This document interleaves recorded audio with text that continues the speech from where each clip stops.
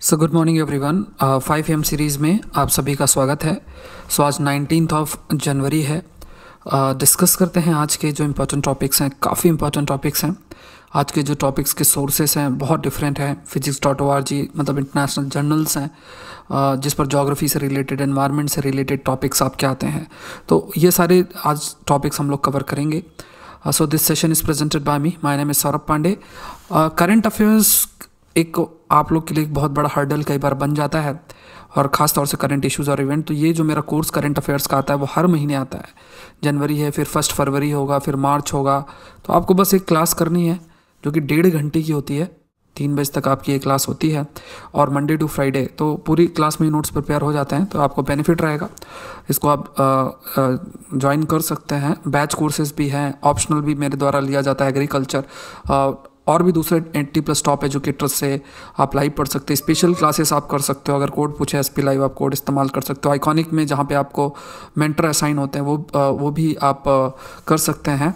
तो यहाँ पे आपके पास मौका क्या है कि मतलब सबका अलग अलग सब्सक्रिप्शन नहीं लेना है। एक सिंगल 1 ईयर या 2 ईयर का सब्सक्रिप्शन अगर आप लेते हो तो ये सब कुछ optional, GS, my current affair courses, जो आपके बैच कोर्सेस हैं, और साथ में इंडिविजुअल कोर्सेस, सब कुछ आप अवेलेबल आपके लिए रहेगा। टेस्ट सीरीज़ और ये भी। तो SP लाइव कोड इस्तेमाल करके आप ज्वाइन कर सकते हैं। शुरू करते हैं। पहला जो टॉपिक है, पहला क्वेश्चन है, कंट्रीज़ का पहला labour movement museum showcasing the history of world labour movement would be launched in which state. किस स्टेट में यह लॉन्च किया जाएगा? तो ये स्टेट केरला के अंदर लॉन्च किया जाएगा।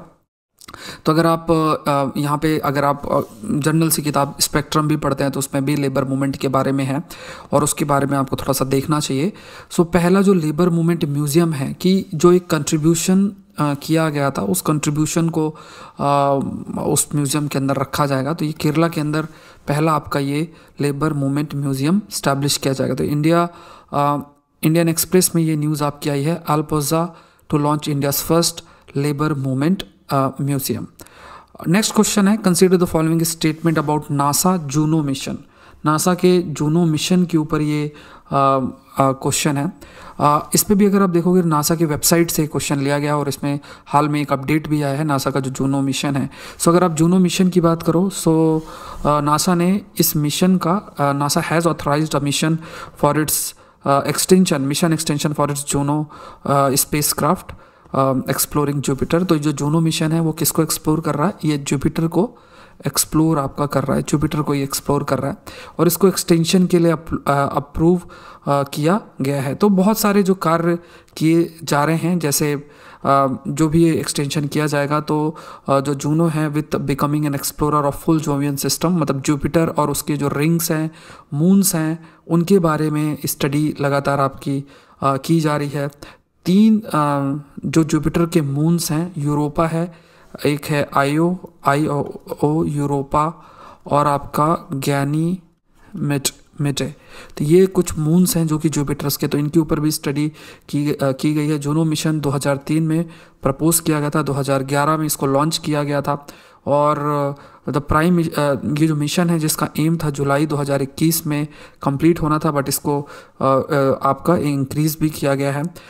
दूसरे कई सारे पॉइंट्स हैं कि जो डेटा कलेक्ट किया जा रहा है जूनो के द्वारा, कई सारे चीज़ें जो हैं, जैसे फॉर एग्जांपल जूनो और उसका जो एनवायरनमेंट है, जो रिंग्स हैं जुपिटर में, साथ में जो उसके मून्स हैं जुपिटर के, ये सब चीज़ें भी इससे भी रिलेटेड डेटा आपका कलेक्ट किया जा रहा है। तो next generation of the mission to Jovian system, जिसमें दूसरे जो मिशंस आएंगे, नासा का यूरोपा क्लिपर, नासा का Europa Clipper, ESA European space agency, Jupiter IC moon explorer, JUICE mission, ये सब जुपिटर के अंदर, जूस मिशन भी बाद में सेंड किए जाएंगे। तो जब भी इस पर डिटेल आएगी तो we will discuss about it.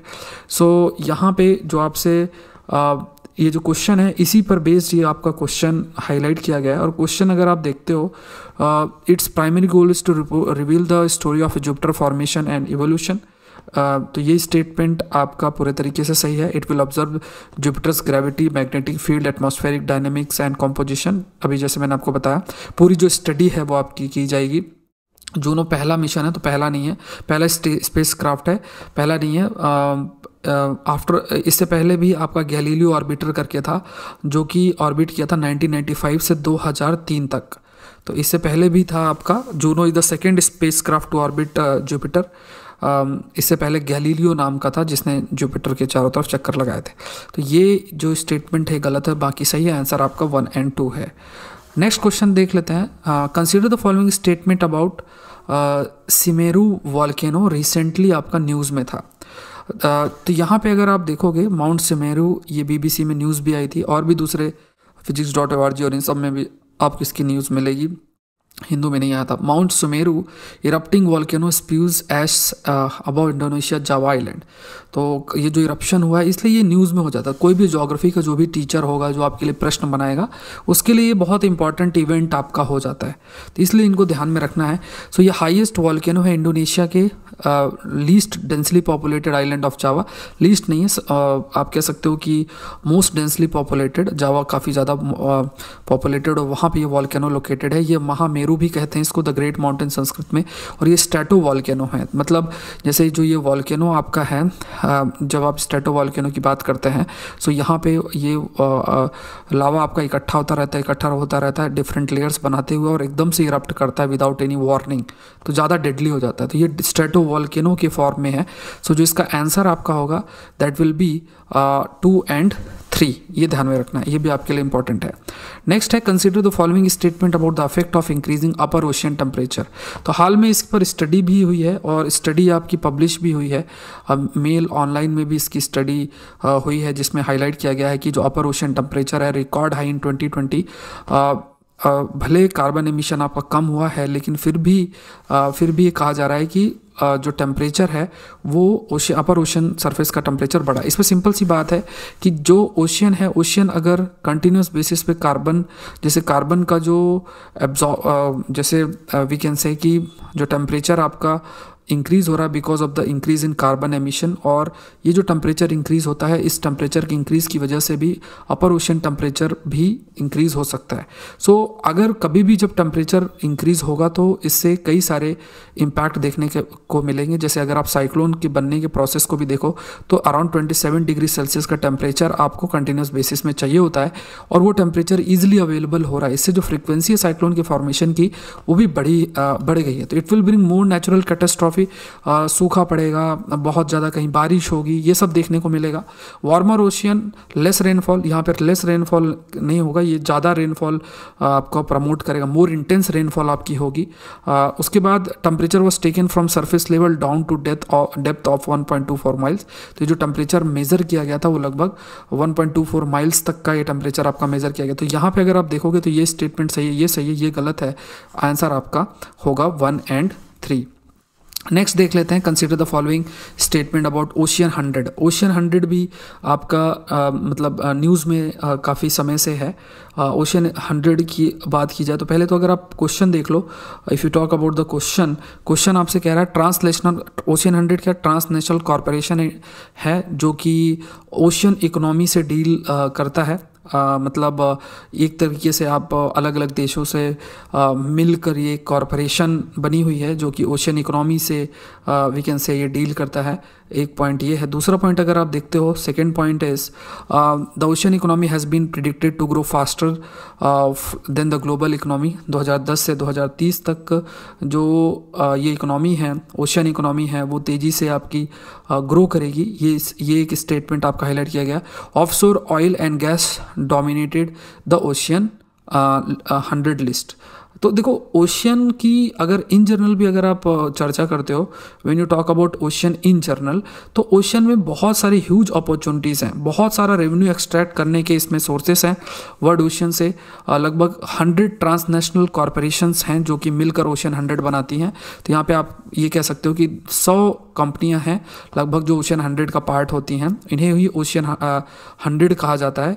Ocean economy companies collectively generate लगभग $1.1 ट्रिलियन तक रेवेन्यू ये 2018 में इन्होंने जनरेट किया था और इसी पर रिसर्च लगातार आपकी हो रही है। और अगर आप ये देखो ओशियन इकोनॉमी को प्रमोट भी अगर आपको करना है तो बहुत सारे marine equipment, sea food production, processing, container shipping, ship building, cruise tourism, port activity, ये सब आपके ओशियन इकोनॉमी के अंदर आएंगे और इससे कई दूसरे नेगेटिव इम्पैक्ट भी है ओशियन इकोसिस्टम के लिए। लेकिन धीरे धीरे ये ओशियन इकोनॉमी फिलहाल अगर देखा जाए तो वो तेज़ी से ग्रो करेगी, ऐसा कहा जाता है। So Ocean 100 builds on the concept of keystone actor developed by Osterblom and his colleague at the centre in 2000 paper published in journal PLOS One. तो उन्होंने ये कंसेप्ट ओशन 100 का दिया था, मतलब 100 टॉप कंपनीज है जो ocean 100 के अंदर इंक्लूड होती हैं। सो ये बहुत ही इम्पॉर्टेंट वी कैन से कि डेवलपमेंट है, मतलब ये एक नया कंसेप्ट है, आपको ध्यान में रखना है। ऑयल और गैस सबसे ज़्यादा डोमिनेट करते हैं, तो जो आंसर इसका होगा 1 and 2 and 3। तो इस पर अभी अगर आप देखोगे ocean 100 small group of companies dominate ocean economy, ये आपका physics.org में ये न्यूज़ भी आपकी पब्लिश हुई है। Consider the following statement about red and green algae. तो इस पर भी हाल में एक स्टडी पब्लिश हुई है रेड एंड ग्रीन एल्गी से रिलेटेड।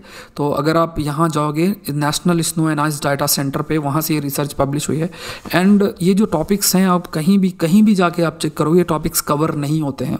लेकिन यूपीएससी में आजकल हाल फिलहाल के जो पेपर्स आते हैं वो आपसे एक्सपेक्ट करते हैं कि आप इन चीज़ों के बारे में जानो, खास तौर से एनवायरनमेंट के एरिया में जो डेवलपमेंट हो रहे हैं, ज्योग्राफी आईआर के एरिया में डेवलपमेंट हो रहे हैं, इसी कंटेक्स्ट में चीज़ें कवर भी की जाती हैं। तो इसको आपको ध्यान में रखना है।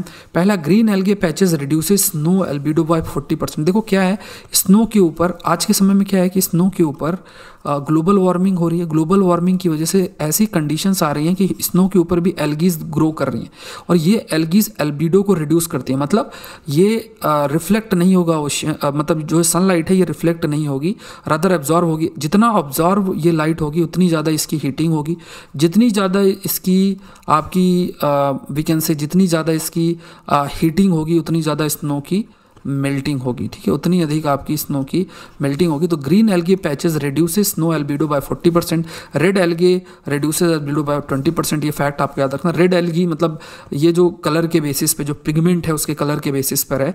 Red snow algae contain more chlorophyll. देखो chlorophyll basically green colour provide करता है। जैसे अगर आप प्लांट सेल्स देखोगे तो प्लांट सेल्स के अंदर एक होता है क्लोरोप्लास्ट, और इस क्लोरोप्लास्ट के अंदर आपके क्लोरोफिल्स प्रेजेंट होते हैं, और इन्हीं के वजह से आपका फोटोसिंथेसिस का प्रोसेस होता है। तो ग्रीन एल्गी में हमेशा ज़्यादा होगा कंपैरेटिवली रेड स्नो एल्गी में। तो ये आपको ध्यान में रखना। तो स्टेटमेंट गलत है, बाकी दोनों सही हैं। आंसर आपका 1 and 2 है। तो ये ध्यान में। Consider the following statement about cryosphere. देखो क्रायोस्फीयर क्या है, ऐसी सारी जगह जहाँ पे बर्फ़ हमेशा जमी रहती है, जैसे आर्टिक अंटार्कटिक रीजन, ऐसे इलाके जो आपके क्रायोस्फीयर के उसमें आते हैं। जैसे अगर आप देखोगे तो ये सब इलाके आपके क्रायोस्फीयर के अंदर आएंगे। यहाँ ये जो एरियाज़ हैं these will fall under cryosphere. तो क्लाइमेट वार्मिंग इंक्रीजेस क्रायोस्फेरिक हैजार्ड्स, ये स्टडी आपकी हुई है। तो क्रायोस्फीयर पर यूपीएससी ने कई बार पूछा है। तो ग्लोबल क्लाइमेट सिस्टम का एक इंपॉर्टेंट रोल है, खास तौर से चाहे वो जेट स्ट्रीम की बात करो, चाहे पोलर वॉर्टेक्स की बात करो, चाहे जो विंड जनरेट होती हैं जो आपके क्लाइमेट को डायरेक्ट करती हैं, उसमें इनका एक इंपॉर्टेंट रोल रहता है। इसमें ग्लेशियर्स, परमाफ्रॉस्ट मतलब कोई भी एरिया है, लैंड है, उस पर स्नो पूरे तरीके से उस लैंड सरफेस को कवर्ड की है लगभग 2 साल तक on an average. Ice sea है, जैसे आर्टिक रीजन है, ग्रीनलैंड है, स्नो कवर है, ये सब आपके क्रायोस्फेरिक उसमें आते हैं। Cryospheric components are sensitive to climate warming. जैसे जैसे वार्मिंग होगी बहुत ज़्यादा सेंसिटिव पिघलेंगे। जैसे एक टॉपिक है आर्टिक ब्लू ओशियन इवेंट, जिसके तहत क्या है, आर्टिक रीजन की पूरा जो स्नो है वो पिघल कर एक ओशियन बन जाएगा, ब्लू ओशियन बन जाएगा। ये एक्सपेक्टेड है जल्द। अगर ऐसा होता है तो बहुत ज़्यादा क्लाइमेटिक हैजार्ड आने की मतलब पॉसिबिलिटी है, और ह्यूमन सोसाइटी से काफ़ी अफेक्ट होगी। तो तीनों स्टेटमेंट आपके सही हैं। नेक्स्ट है consider the following statement about lake Poopó. तो ये जो लेक है ये भी बहुत ही यूनिक लेक है, न्यूज़ में भी है इस समय। आपको थोड़ा सा इसके बारे में जानकारी होना भी चाहिए इस लेक के बारे में, क्योंकि पहली चीज़ तो ये लेक लोकेटेड आपकी ज़रूर से है बोलीविया में, ये लोकेटेड है। बट कई सारे इस लेक में जो लगातार चेंज हो रहे हैं, बहुत बड़ी लेक है ये बोलीविया में, बट ये पूरे तरीके से डिसअपियर हो चुकी है, और used to be the country second largest ये लेक के रूप में ये आपकी रहा करती है। तो सबसे बड़ी लेक आपकी टीटीकाका थी, लेक टीटीकाका करके एक लेक थी। ठीक है, लेक टीटीकाका सबसे बड़ी लेक थी, उसके बाद सेकंड लार्जेस्ट लेक पोपो थी।